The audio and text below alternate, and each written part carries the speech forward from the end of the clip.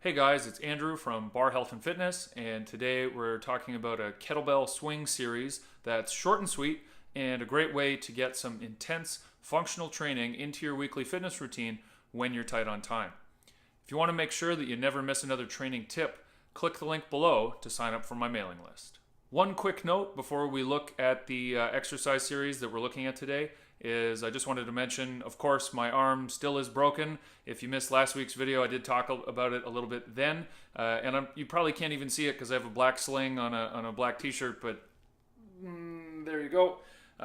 So yeah, I do have a broken arm, fractured radial head specifically, and I will be making some videos on rehabbing from this injury in the near future. It's only been a week, so it's mostly just resting, taking it easy, not really doing anything too interesting with respect to the broken arm. So today, let's talk about something that is interesting, and that's this kettlebell swing series that I really like and I've used for a long time. The three movements that we're looking at specifically are the one-arm swing, the high pull, and the kettlebell snatch.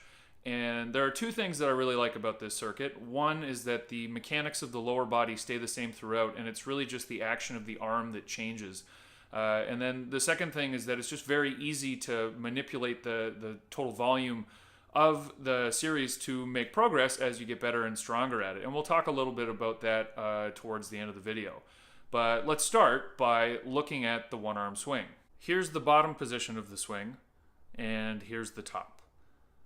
Note that the biggest change in joint angle happens at the hips. This is true for all three movements in today's circuit.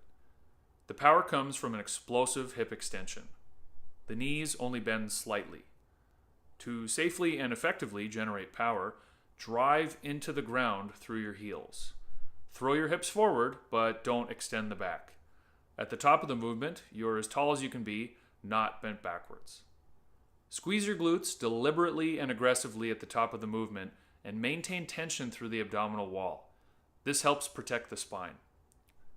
Don't swing the kettlebell beyond the height of the shoulder. Let gravity pull the kettlebell down to back between your legs. Swing the kettlebell back up with another explosive hip extension.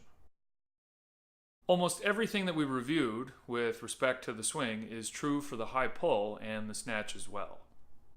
Looking now at the high pull, the movement has all the same characteristics as the swing, but involves a slight pull using the shoulder and elbow as you come up to the top of the movement.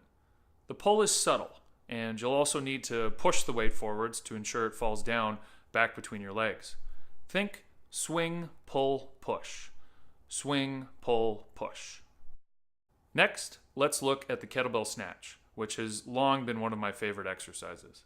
Similar to the high pull, you need to pull on the kettlebell as it rises from the impulse of the hip extension, and after the pull, you press upwards.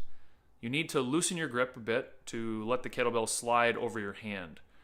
When this is a new movement, you may smack the kettlebell on your wrist, and this is unpleasant, but wristbands can take most of the impact while you're learning.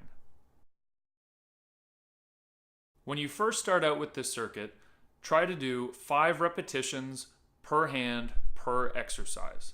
And to make progress, add 1 repetition per hand per exercise per week. Do the circuit twice per week as part of your usual training routine. Keep progressing like this until you get to a point where you're able to do 10 repetitions per hand per exercise.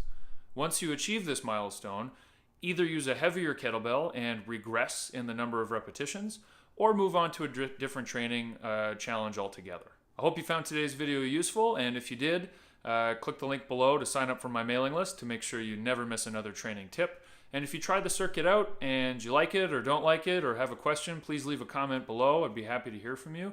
And if you'd like to learn more about my training and coaching programs, head on over to barhealth.com and check that out.